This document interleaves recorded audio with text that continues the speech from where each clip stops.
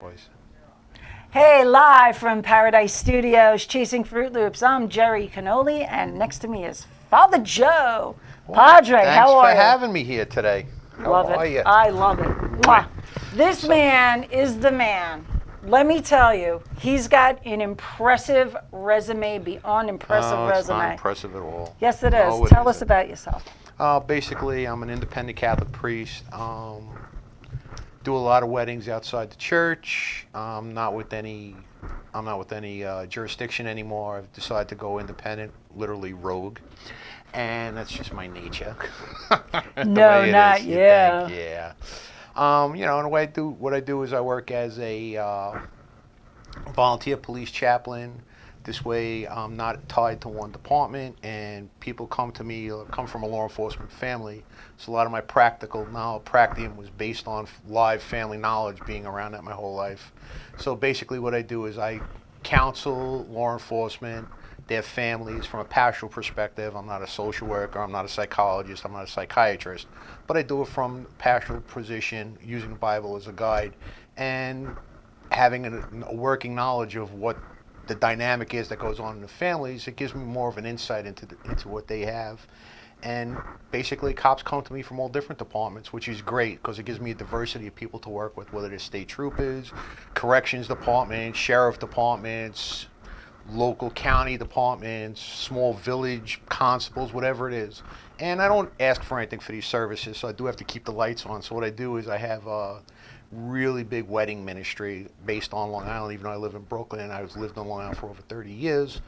And I do a lot of things, but one of my main things I do is called extreme weddings, which is basically anywhere or anything you want to do, I'm the man to see. Jump But out I of also planes? jump out of planes. I've done 15 shark dive weddings in the cage. We've been on 3 weddings twice with that.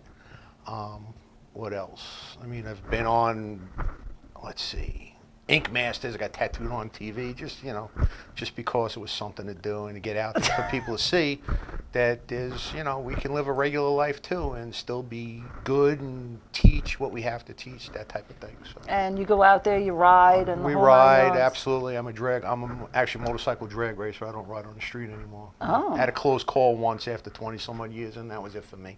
Yeah. So I decided to come in. Also, that was a big sport. My family's drag racing, so I became a motorcycle driver. So I made my bike into a drag bike, and it's just me and the guy next to me. I don't have to worry about anything on the street.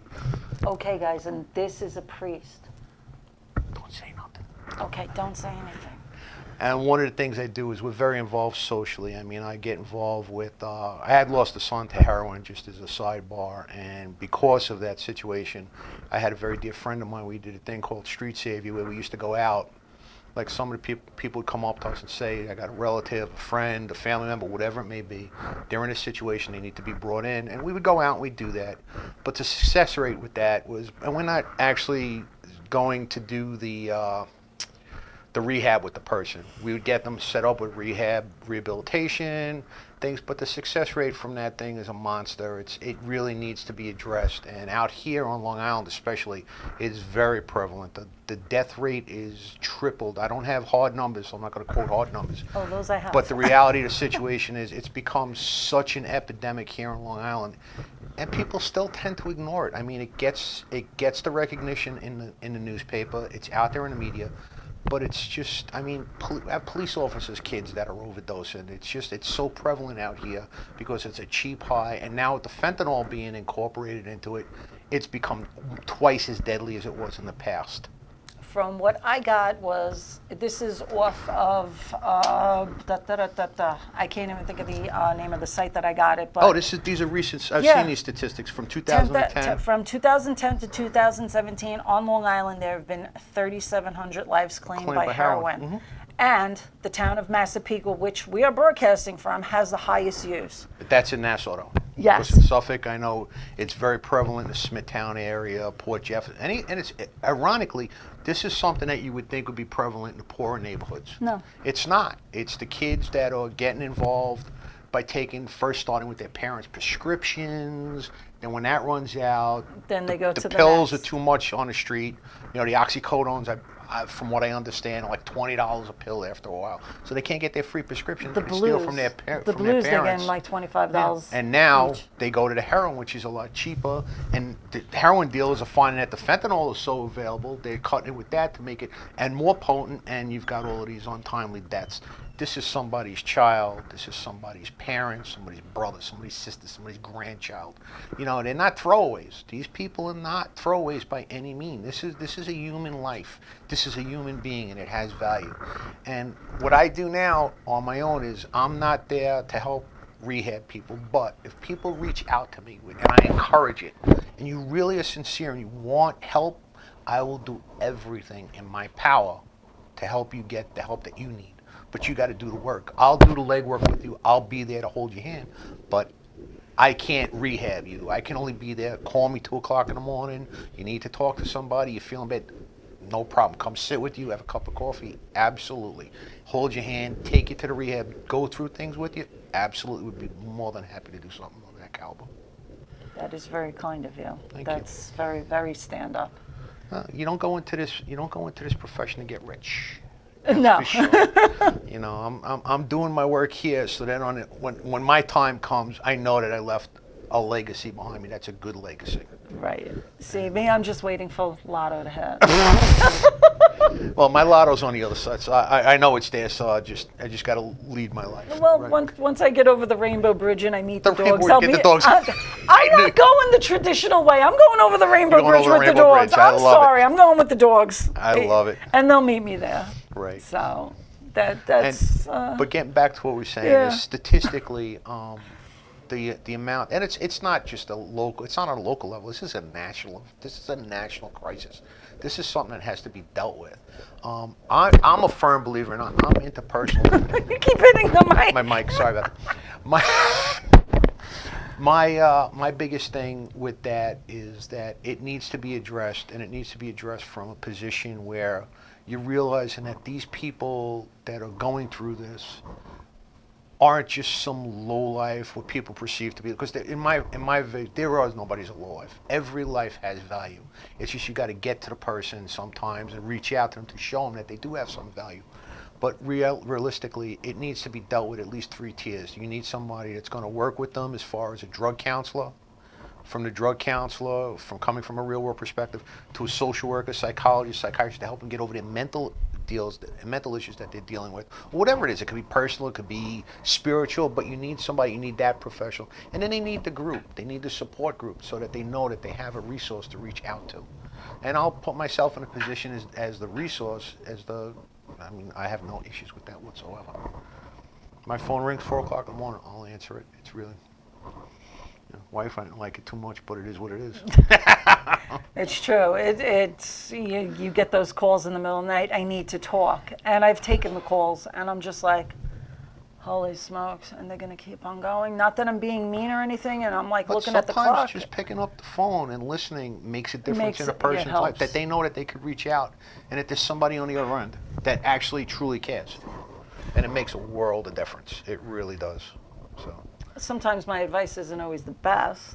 I'll be the first one to say that, Well, I'll but ask I for- will listen. I'll ask first. Do you want a session? Do you want to be in session? Do you want me to just listen?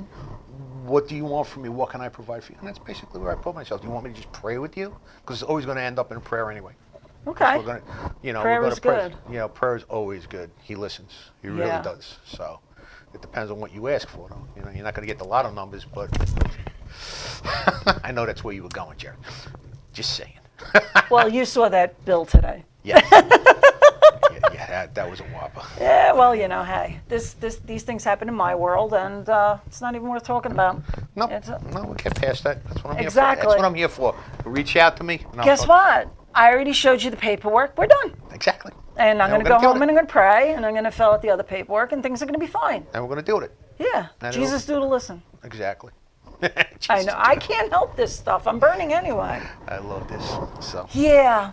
But one of the things we want to bring up too is that, like we said, the recognition needs to be there. I know there was a couple things on where they were saying they were going to make Narcan available. And I know they do have things in place where you can call if you're with somebody and they go into a distress because it looks like they're overdosing. You can call now police departments and not have to worry about getting arrested yourself if it saves another person. So they did have the wherewithal to do that. But I think one of the things they should have Narcan available. I don't know how to get it to people. That's something I haven't really thought to really go into, but it should be available. I know that like in basically some cities like up in Vancouver and where else? California, a lot of cities such as Portland, Oregon, they have facilities that are set up where the heroin addicts can go in and they can get their needles from a clean source. They have a clean room, they have clean water. I don't agree with that, but there are counselors available if they want to speak to them. They don't push it on them. But facilities like that, I think, should be around where there should be Narcan available, because where you got a high concentration of heroin overdoses, there should be Narcan available. And I don't know how to get it out there, but it has to. It's What something. about like a methadone, Suboxone clinic? I have one by me where I live, and I really don't think that. And like I said, I'm not the expert, but I keep hitting this thing. It's on my heart, yeah, because this is Yeah. like ridiculous. Sorry about that. Didn't mean to break your eardrums. So what I was saying is that basically what happens is when there's Narcan, not Narcan, I'm sorry, when they do the methadone clinics and they have the Suboxone available, it seems to me, and having had a son who was a heroin addict, they use it as a supplement more so because they're not going through the other parts of the rehab. It's a chemical way of supposedly weaning them off. Or just And then to the get them Suboxone to just straighten out. to straighten out. And it doesn't work that way. Without the other parts, without the other pieces of the puzzle, first of all, if a person becomes a drug addict, there was an underlying reason. There's no doubt about it. Whether it was something they had to deal with from the environment growing up, whatever their environment is now, whatever it may be, something pushed them down that road. Maybe just hanging out with the wrong people. That's That's a big one. That's a big one. Being with the wrong people, being influenced. But they need to get over that. They need to be able to deal with that situation. And once that's done, then they need to be in an environment where they have the other resources available. Unfortunately, it's very expensive, and with heroin, the success rate is not that great. That's the problem. It's such a psychological and physical drug. It just, your body needs it. It's such a strong psychological pull. It's like they can't pull away from it. You know what? A lot of people that watch my show know my son has some issues. And he says that the heroin is the highest physically addictive. Right. And I remember they were saying that years ago. Well, mentally addictive was the crack cocaine, because that Right. was. And I remember they were saying, oh, you could get a heroin addict before you could. Thank God that crack epidemic has gone down to, Yeah. but it's still out there. But the heroin, this is a killer. The They- crack was a killer. This is a killer. It just needs to be dealt with. It was on the Nassau County, whatever. Right. It says that from 2017 to 2018, the overdoses in heroin decreased by 21%. So that's a start of something. It's just now to get these kids to not But do the it. 21%. Go into sports. Yeah, I know. No, they just need something, and I don't know what it is. I mean, is it overstimulation because of just being gamers and whatever it is? These They generations. they sit in the They have house. nothing. They just sit in the house. They do nothing. I was growing up. We went out. My mother said, "Open the door." Said, "Get out. Get out. If Go you don't do something. Get out of my hair. Yeah, and don't be back till 6. And if you're back by 6:01, the dog's getting you dinner." You learn. Definitely. Cynthia Bangs says there are resources that will teach you how to administer and give you a license to give if necessary. Very interesting. Yeah, that's what I want to hear, and I would like to see that made into a state. I'd like to see the state grab that and make it mandatory in all Like teachers towns. and stuff. Exactly. Whether even a person that just wanted to do it, like you go and you become a first responder, just learning first aid. That would not be good. But if somebody has the wherewithal to want to do that, that resource should be available to be able to just do that. That'd be amazing because that would help a lot. It would help a lot. in People some just of the because somebody random could just have the resource to save somebody's life. You see somebody, I mean, I had a situation where I am in Brooklyn, and I had a gentleman just drop on me inside one of the ATM booths, and he's just laying there, and it's typical Brooklyn. People just walking by, looking, not saying No, anything. they don't say anything. I They just stopped. keep walking. I mean, granted, I didn't know what his situation was, but I took the time, called 911. They responded. I stayed with him until the response came. I could have saved the guy's life. I didn't know what was wrong with him. He could have been overdosed, whatever it was. But at least I had the time and I had the effort to do it. And if it wasn't an overdose situation, had I been one of those people that are licensed to carry the Narcan and use, I would have utilized it. Oh yeah. If it was an Excuse overdose. me, you know, Yeah, you and shake him a it's couple nice, of times. and that's it's nice to know that could be it would be nice to know that resource is out there, but I really don't know if it is as of right now. No, hopefully. I'd like to see the state do something with that. Well, the state's got to. They got their own issues right now. Yeah. We let's- pay enough taxes, believe me. Anyway, we're going to go to a commercial break, and when we get back, we are going to talk suicidal cops. Absolutely. Absolutely. We'll be back in a few. ALJ Service Center, 2100 Belmore Avenue in Belmore.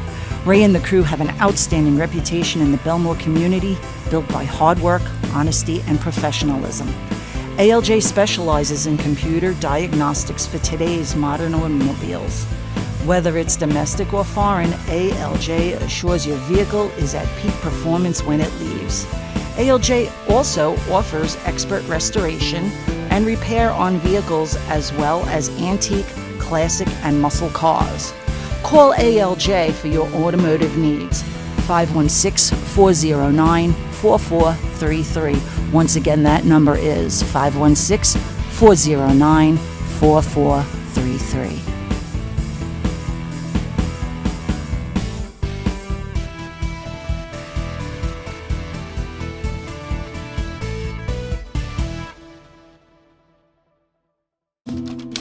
This is Jerry Ann Casola. She has just finished working on a collection of short stories about the love and joy rescue animals can bring.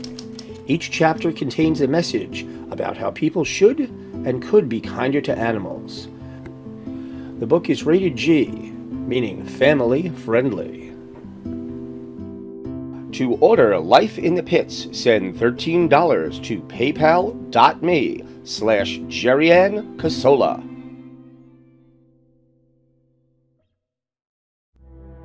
Welcome to Tristan Morris Photography.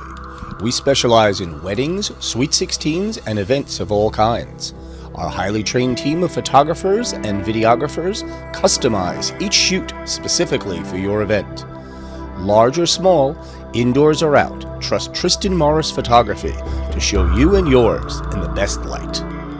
Call today for your appointment at 516-541-6000. That's 516-541-6000. And enjoy our website at tristanmorrisphotography.com. Pit of Our Souls, a nonprofit animal rescue that deals primarily with pit bulls but will never turn away any dog, no matter what breed or size. Their primary focus is not only to rescue and rehome those in need, but to educate and rehabilitate to prevent the cycle from continuing. Pit of Our Souls offers boarding, training, and as much assistance as possible to those in need.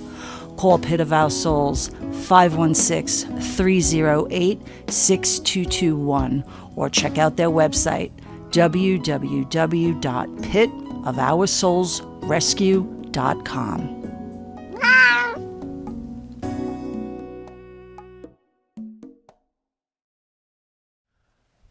And we're And back we're back. with Father How are Joe. Yeah. Next subject we want to bring up is something that's very dear and close and dear to my heart, and that's the rash of suicides that we've been seeing in all of the police departments, especially in the NYPD. What I want to do is put myself out there. I had put something up on Facebook. Once again, getting back to what we were talking about as far as the heroin addicts. I want to become a resource for people like that, in that letting all these officers know that at any given time, or their family members, it doesn't really matter, but having some experience with the law enforcement community, that once again, I'd like to become a resource where before you make any type of rash decision, call. Like this, it's not like the suicide hotlines where you talk to somebody. You're going to actually talk to me. And I'm going to be there whether you need me to listen, talk to you, pray with you, combination of all of those things to help you get to where you need to get so that we can find the resources that are available for you. And if you don't feel that you can do it, I will become that resource. I will turn around and I will do the work. Some of the guys you see, I know there's been situations where some of them they're dealing with the legal situation. They feel it's the only way out. Some of them, they're at the end of their career and they don't know what they're going to do with their lives and they decide to do something rash. But they don't realize that at the end they're in such a down place in such a bad place, both spiritually, mentally, maybe even physically, that they don't see in this final solution, and that's what it is. It's a final solution. But the problem with that solution is that it creates turmoil for those that you've left behind, especially children, spouses, parents, siblings. It's a lot of unanswered. That's what it is, and nobody knows. And if you haven't said it, people don't know what it is. But it's not the answer. To check out like that is just not. It's not a viable thing to do. I mean, if you're facing a legal issue, in your career you did something, that's understandable. But deal with it. Stay alive. Don't do that to your family. If you're dealing with an issue that's a physical issue, go through the motions. Life is precious. We got one time here, and we should make the most of it. But I know people get in such a down place that they feel there is no other alternative. And I have friends that have gone down that route. Two very dear friends of mine have gone down that route, and there was solutions had we sat down, and it wasn't just me, I'm talking about the families and the people that were involved with it. Had we sat down and looked at their situation, we probably could have came to a viable solution other than a final solution like that. That's a big jump. It's a big jump, and it's over for you, the person who did this, but it's not for those that are left over. Yeah, it leaves such a wake behind it and in front of it. And it just never ends. There's always that reason. Why did it happen? What about let's say it's a young child or something, they see their dad coming home from work like every day, and now all of a sudden dad's not there. The kid is thinking what did I do? Exactly. And meanwhile, they didn't do anything. Dad was just in a crummy place. Dad was in a bad place, or mom. True. Or both. I mean, there's both. Be either so or. It could be either or.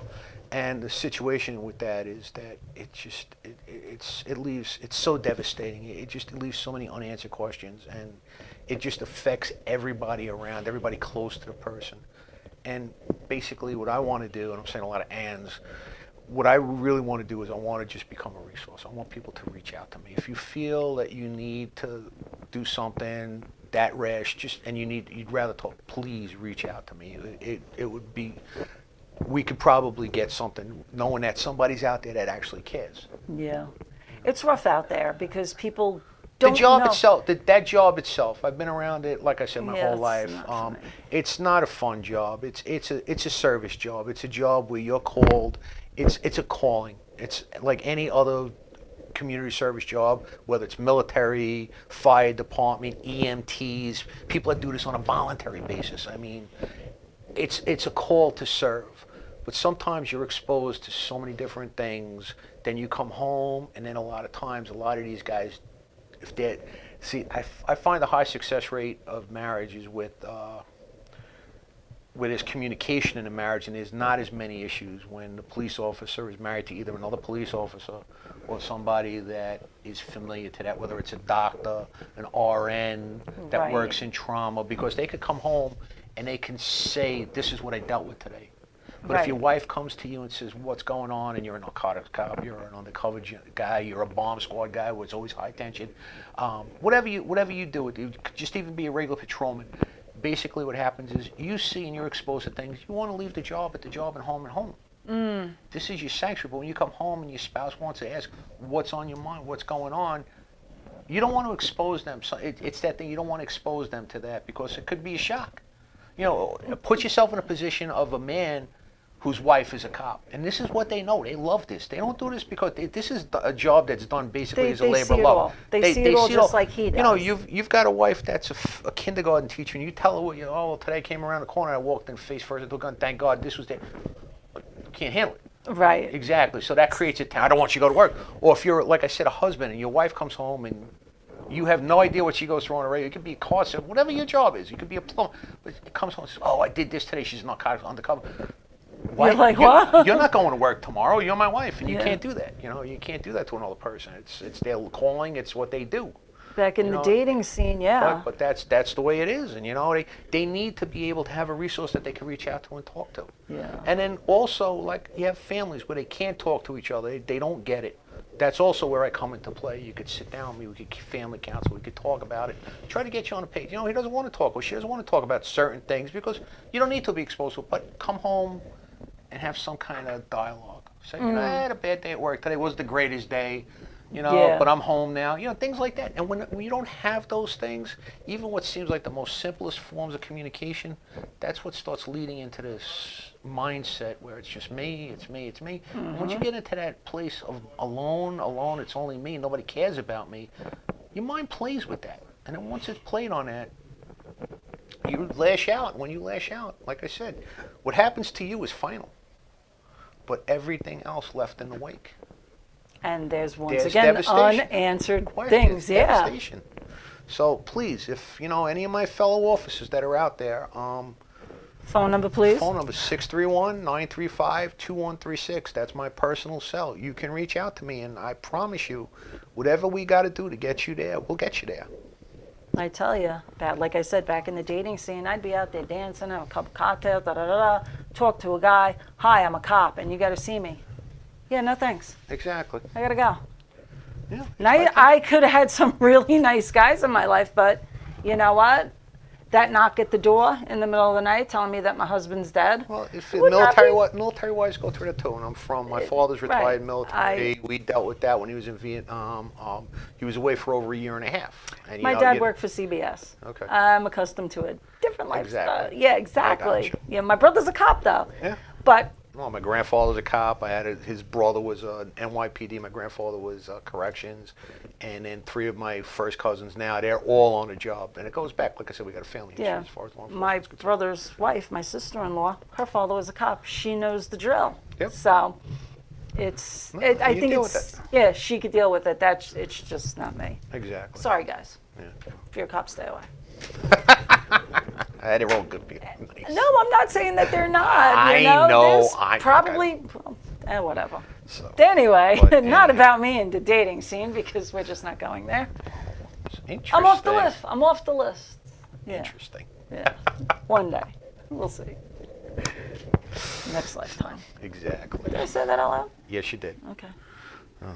So, resources. Where else that can Well, they resources. Go? I mean, can they go have to a within their superior. department. Within their own personal departments, the PBAs all have resources that are geared towards that. Reach out and utilize that. But as a supplemental, that's where I'll become available. And like I said, I'm not going to be there. I'm not the counselor. I'm not a social worker. I'm not a psychologist. I'm not a psychiatrist. But I will be there with you as a resource to listen, help you get things done. You're having a bad day. You need me to facilitate things for you, and I will be more than happy to do those things.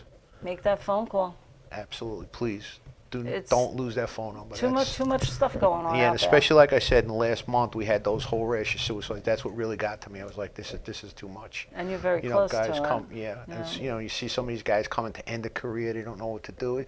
Whatever the reasons were for the rash of suicides, we don't want to harp on it because I don't Let want me to tell speak you, like the I end worked of the up at career comes, man. I'd be like, pension, vacation. Some guys, well, like I said, some guys don't know what to do with their lives, but it depends on what they did. You could have somebody that's divorced, and or they have kids in college and at their end of career. You don't know what their personal Yeah. situation is. That's the problem. It's not just that's the end of career. There could be other underlying issues in it, and unfortunately, that's a very macho. You got to be a man. You got to be upfront. You have to have that masculinity to do this job, even from a female's perspective. You got to have that wherewithal to be able to just be tough, And sometimes that shows it's like a sign of weakness, and it's not a sign of weakness. It's Some people say, like- when you have issues or you have and I hate using the word issues. When you have real problems in your life, and you admit it and you deal with it, that makes you more of a man than somebody that suppresses things and lets it manifest in other ways. People say that's like the coward's way out, and I don't. I don't think it's a coward's way out. Sometimes I think that they just didn't know what to do, and It's final. they just went. It's finality. Yeah. I don't have to wake up tomorrow. If I do this right now, I never have to deal with it ever again. It's over. My But life. they don't have to deal with They it. don't have to deal with it. But it's the family and everybody else who's left behind that has to deal with the issues and the pain and the grieving and it never goes away. It never goes away. You know, having incurred loss, believe me, I tell you, it never goes away. It's always there in some form or another. It hits you every day. Yep. It hits you every darn day of your life. Yeah. So- The littlest thing can trigger it too.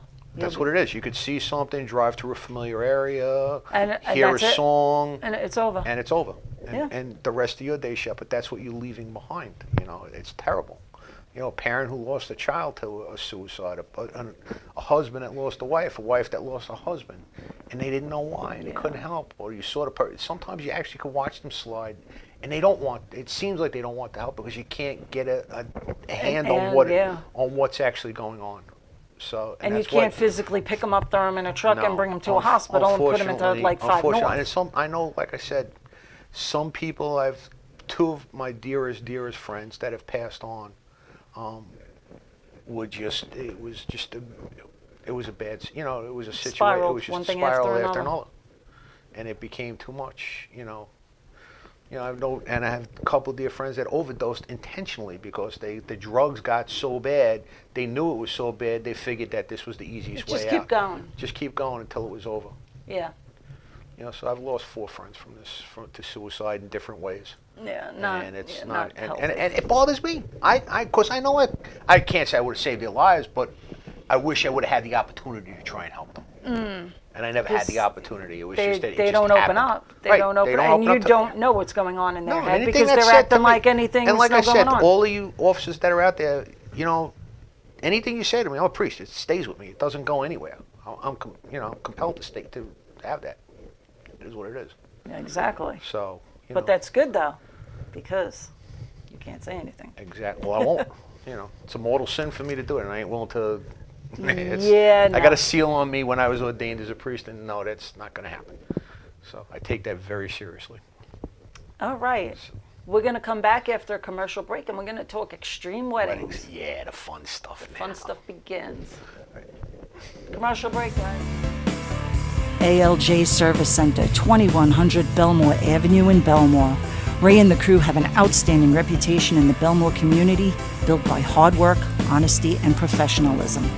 ALJ specializes in computer diagnostics for today's modern automobiles. Whether it's domestic or foreign, ALJ assures your vehicle is at peak performance when it leaves. ALJ also offers expert restoration and repair on vehicles as well as antique, classic, and muscle cars. Call ALJ for your automotive needs. 516-409-4433. Once again, that number is 516-409-4433.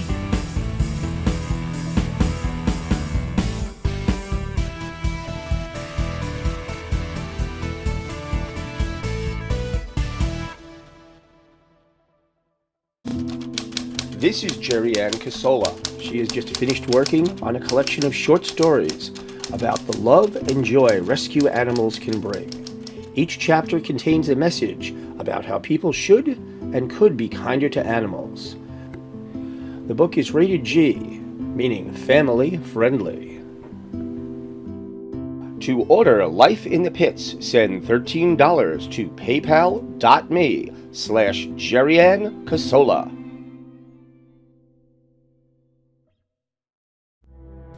Welcome to Tristan Morris Photography. We specialize in weddings, sweet 16s, and events of all kinds. Our highly trained team of photographers and videographers customize each shoot specifically for your event.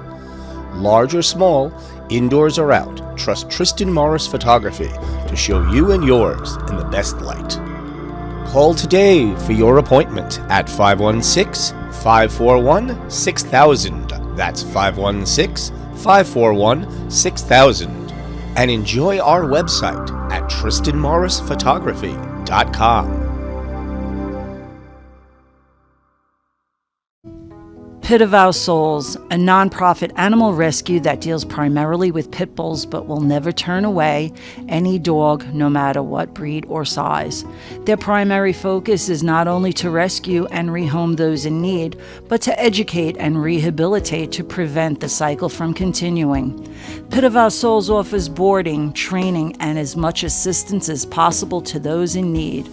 Call Pit of Our Souls 516-308-6221 or check out their website www.pitofoursoulsrescue.com.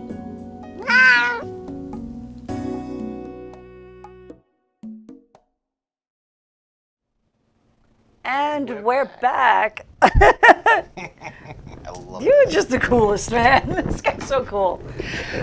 Anyhow, and now we're back. So besides needing some help with heroin abuse or feeling suicidal, you know, you can call Father Joe. But Father Joe Well, before we do that, I just wanted to say something. It doesn't necessarily have to be heroin abuse. If there's any type of drug abuse, anything that you're dealing with, alcohol issues, things like that, please just reach out. And I will be more than willing to try to get you into a place where you need to be. But that's going to be up to you. You got to decide that you want this. And Gotta if you wanna do want do that, it. I will be the one to help you as I smack that mic one more time. Dude, we're gonna spank you in a minute. If the microphone is broken, you know why. Bill me. Yeah, just Anyway. like you know who's getting 11 grand out of me. Exactly. Not good. Hey, at least we could laugh at it. Absolutely. You know, I wouldn't be laughter laughing. I'd is be the best crying for those. medicine. Absolutely. Laughter and a little bit of prayer, like, get me through this, please. Yeah. So, Anyway, let's get to the fun stuff. the fun stuff. All right, This- weddings. Yeah, this guy does extreme weddings. We And, actually tried to do we do have some footage. It's still copyright, so I can't really use it. We did try to do this as a reality show a couple times. We got a good, it got a good response, but basically what it is on Long Island and in the New York area, there are a lot of independent clergy that come out and do weddings at catering facilities. You know, they're on lists, they're preferred vendors, they're on preferred vendors list. There's a group out there of people that are ordained online doing this. That's another issue, another subject for another day. But the reality of it is, the ones that are out there, we do it from a perspective where we try to make your day personal and all about you. And I take it to another level. I'm an adrenaline junkie. I've been around aviation my whole life. My father's a pilot. I've been flying with him since I'm 6 years old, even longer than that, going to drag races with them because that race car was like 10 different race cars through the course of 20 years, being involved with all these things. Me, I love anything that just gets the adrenaline flowing. So I says, how can I marry the two? No pun intended. And I did that by making myself available to do extreme weddings. I've done 15 shark dive weddings in a cage with the couple. I've done a couple free dives with them. I've done a roller coaster. We've got married a couple on a roller coaster. Get out of We had a here. couple down in Florida that were window washers, and they met, and we did on their favorite building. They lowered us on a scaffold while we were about 10 stories up while everybody watched on their favorite. The view was phenomenal. I married them on a scaffold. The one thing I won't do, and that's coming from an aviation background, is I won't jump out of an airplane, but I will go in the plane and marry the couple, and they can go on their own, because as far as I'm concerned, there's no reason to jump out of perfectly good airplanes. So, I it is know what my it is. luck with the parachute. It's Yeah, probably no, not it'd good. probably be like an old. With me, it'd probably be like an old. What do you call it? Bugs Bunny commercial. Probably grab the knapsack and pots and pans will come out when I pull the string. I'm right there next That to you, just showed my age. I'm right next to you. But trust we'll me. do anything. I mean, I've done remote weddings, Jamaica, Haiti. I've been in the Dominican Republic with the weddings. What's your They're favorite fun. island? My favorite island? I've been to. Well, I haven't gone to all of them, but so far, from what I've been exposed to, I love Bermuda. Absolutely love Bermuda, especially this time of the year. And I do absolutely love the U.S. Virgins. Okay. I like the Virgin Islands. Oh, I've been to Puerto Rico, the Virgin Islands, Jamaica, Haiti, Dominican Republic. But usually what they do is I'll fly down on a Friday, stay Saturday, do the wedding on Sunday, and fly home on a Monday or a Tuesday. Nice. So it's nice. And I usually don't ask anything for that. They know if they're covering my trip and all of that stuff. So I'm very reasonable when it comes to things like that. It's a trip. But if you want to, I've had one where we did one upstate. It was up in Bear Mountain. We had to drive up the backside and then rappel down because they were mountain climbing. They found, and we found this little outcropping where maybe 6 of us could fit comfortably. And we did the wedding with this beautiful view into a valley. Oh, gorgeous. But I love stuff like that. And it's not a lot. I don't get to do it a lot because not the rest of the world isn't crazy like that. Yeah. But that's available. We'd love to do that. So anytime you want, or even just for a regular wedding, it doesn't bother me. I'll go anywhere. So. That is awesome. But I'm going to put a little thing out there. Understand, if you're Roman Catholic, I'm not a Roman priest. I'm an old Catholic priest, different rite of Catholicism. So it's not recognized by the Roman Church as a sacramental marriage. And there are some idiots out there that try to tell you otherwise. But you're recognized by New York State. New York State, the old Catholic Church, and like I said, but that's only recognized by sacramentally for a Roman Catholic. The Roman Catholic Church doesn't accept it for a Roman Catholic because they weren't married by a Roman Catholic priest. Oh. And for the information out there, Roman priests cannot come out of the church to do the ceremony unless they have a dispensation from the local bishop, and the dispensation is granted if the person that you're marrying is from, and this is from what I know from talking to Rockville Center, so if it's changed, I can't be held to that. But I know that at that time when I spoke to them that if the person who's Roman Catholic is marrying somebody of a non-Christian faith, it can be done outside the church, but it has to be done inside the building. It can't be done outside on the grounds.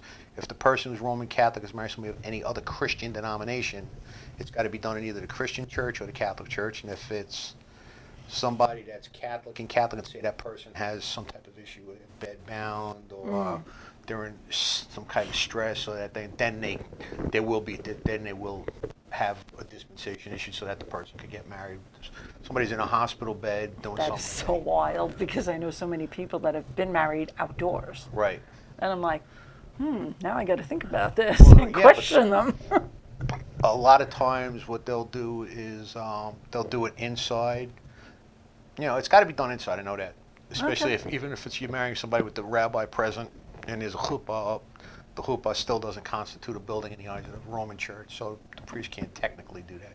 Wow. So the priest from the Roman Catholic Church cannot go outdoors to marry somebody? Unless the person he's marrying is of a non-Christian denomination and they're doing it inside that facility's hall. Very they can't do it outside the interesting. yard. How about like a Protestant and a Jewish person? That doesn't matter. Protestant church, each Protestant church has its own set of rules, whether it's I consider the Anglican church to be a Catholic church, but say it's like a Lutheran church, a Presbyterian, evangelical church. They have their own sets of rules, so I can't comment on that because I don't know each one's little individual. It's just a lot. Yeah. It's a lot to process there. And not really. But like I said, there are people that will say that, oh no, he's a former Roman Catholic priest and it'll be recognized. It doesn't work that way.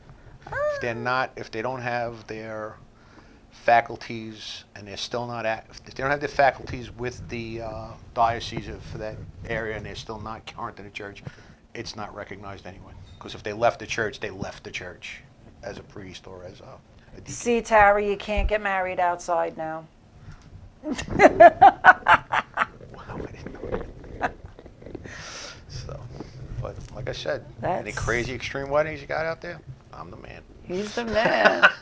He will go in the plane with you, but he's not jumping with you. We can even supply the plane if you want. We got to go down to Florida to do it. We'll be at a Daytona. A nice little twin Comanche with a pilot with over 30,000 hours time. So you have to worry about that. Okay. I always wanted to get married on the beach. I love How many weddings. times you've been engaged, Tara? No. I love you. I do. I love this girl. She keeps it real at work. She really does. She's a good kid. She really is a good egg. She's one of the... Nice. Yeah. She's just got to find the right guy now. No, she has the right guy. They're perfect. Yeah. Now they just have to tie the knot. Absolutely.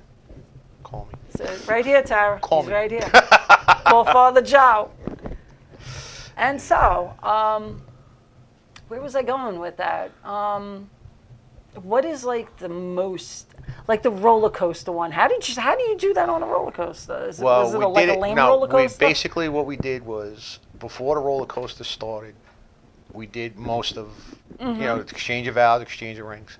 Then we did the whole ride through the whole thing, and then just as we came in, You finished as we it were up. coming in, I finished it up and I pronounced them, and then in kisses they came out of the roller coaster. Because I'd be like, tick, tick, tick, tick, Yeah, tick, no, tick, you know, tick. yeah. What the, I don't!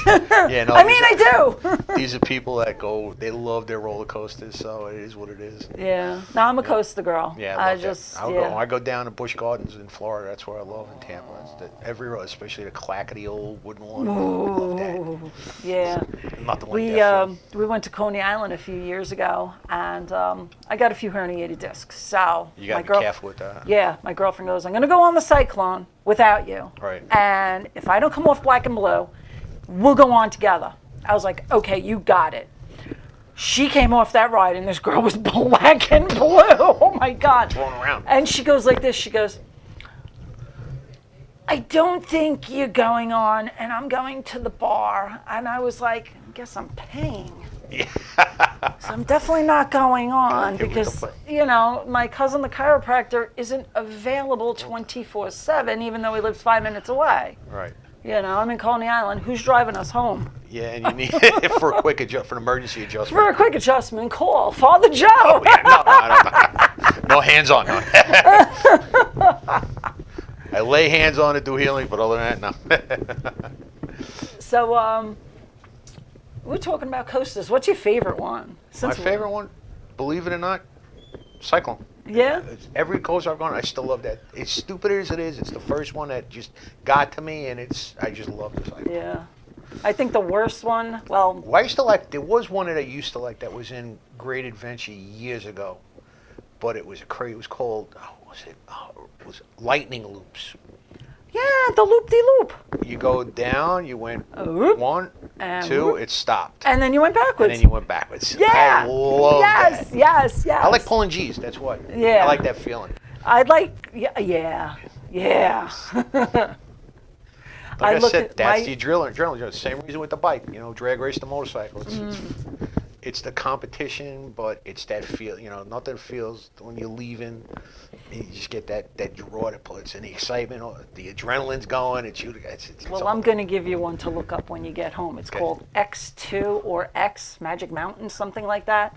And the cars rotate on the outside I of the just track. saw something about that. That Yeah. might be a little bit too much for even me on that point. No way. Maybe I gotta Like say. you're going up and you're on your back and it's going tick, tick, tick, tick, tick. And you get up there and then it flips you. Now you're looking down, Down and and you roll wow. from- yeah, I and then it remember. rotates as you're going along. There was a roller coaster. They did a roller coaster special. I can't believe we're off on roller coaster, but we might as well because this is a fun subject. They did a special. I forgot what channel it was, and they had that one on it. And I'm looking like, wow. Yeah. But as I'm getting older, you know, things don't heal as quick either. So, Yeah, you don't have to it's- tell me. Yeah, we don't. 2 weeks. I know we don't have to. You know, so sometimes you got to start taking a little bit of a step back and saying, okay, I'm not 32. I'm not. What is it? My 40s. This stuff's getting old now. Yeah. Body doesn't take as much as it used to. You know, we don't have those magic oil cans. Yeah, pretty much. If I only had a body. Yeah, exactly. So Wow. Wow. nice. What was your most memorable wedding? My most memorable wedding was I had a couple that I married. They were the sweetest, most loving people. Trying to think of their names. I'll just use their first names. Juliet, ironically. Man, I can't think. Oh, I know his first name because I did their baptism. For the baby. I baptized the baby about 6 years ago. It was their first child. But I married them about 15 years ago. Oh, wow. And I married them at Eastwind. So if they're out there, they're going to know who they are. And these two people were so in love with each other. When they came into my house the first time, they sat down. And the way they looked at each other, the way they spoke about one another, the way they spoke to one another, you could see two people who truly were in love. Like true love, like they met their soulmate. So, and they got me right then and there. And I ask a ton of questions.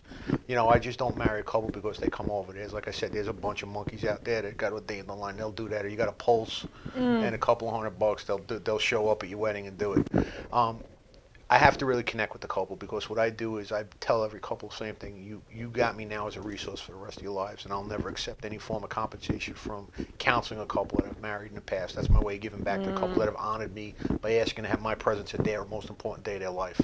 So basically, when I did the ceremony, normally I add a little bit of levity to the ceremony. So it takes 2 to 3 things in context to what we're doing, takes the edge off, it makes people realize they don't have to say like this. We're not in church. Even if it's Right. if we're doing a religious service, maybe 25% of the focus is on a religious aspect. The other 75% of the focus is going to be love, romance, and who they are, because we want to do something that is who they are. Right. Each couple's different, unique, so you want to mirror that in the ceremony, because you only got one time to do this right. Well, when I had these two standing in front of me, just the way they looked, even in rehearsal when we did it, just the way they interacted, they felt, you could literally, if you could manifest it and see the love, it permeated the room. And it was so sweet, and the way they spoke their own vows to each other, but the voice and the tone, and it was perfect. It was nothing that was, oh my God, we did this crazy thing, or this happened, or it was one of those situations where I had one with the phone. I tell everybody, shut your phones off. Do this Yeah. whole little thing. The groom's phone starts ringing. So going back to that one, I'll go into that one too. Is another funny story, and I got a couple of good stories. We had just the way they looked at it. I said, "This is the best one ever. If I stop here, and this is the accumulation." They were so wonderful. That To is this day. awesome. But I had one that was standing there. I'd go through the whole thing, and the groom was just standing in the phone. So I says, "Don't worry, I got this." I reach in his pocket because he was frozen. I take it. Hello. He says, "Hi, is Mike available?" I said, "Unfortunately, no." I says, "He's getting married today." "Oh, that's right." And I says, "And I'm the priest doing the ceremony." So we got In the right church. in the middle. In the We were at the Vanderbilt what do you call it? We were at the Vanderbilt Mansion in Oakdale when the college was there. Oh, Down wow. was there. So we were there, and I picked the phone. I says, since I'm the priest that's doing this, and I put it on speakerphone so everybody can pretty much hear what he was saying. I said, since we're here, I'm gonna get ready to finish up. So I'm gonna put you down, and I'm gonna do my thing, and then you're gonna congratulate them before we hang up. So I finished up the ceremony. He turns around, I says, "How was that?" He goes, "Oh, that was great. Congratulations, man." Click. Everybody was hysterical. Oh, that Little get things some like good ones, you get things yeah. like that. That is just awesome. fun stuff. Like All right. so Yeah, your phone number again. So if anybody So wants anybody an wants to- extreme wedding, this is it's Father Joe. called it's the Independent Catholic Mission of St. Michael and St. George in Park Slope, Brooklyn. And the number is 631-935-2136. We're still a little mission. We're growing. Basically, like I said, my function is to work as a chaplain in the law enforcement communities on a voluntary basis, so that I'm not tied to any department. And I can't encourage this enough. Utilize those resources. Utilize those departmental resources. Your PBA chaplains, use me as a supplement. But some people just come to me outright because I'm outside the loop, and I understand that. But like I said, use your resources that you have available. You utilize me. It's wonderful. And it's 631-935-2136. Once again, 631-935-2136. All right, guys, we're out of time. Father Joe, thank you so Thank you, much. I love. appreciate it. No, thank you for having me on. He's the guy. This is the man. If you need him, call him. We're out of Absolutely. time. We'll see you next week. Have a great one. Take care. God bless, and have a wonderful week, guys.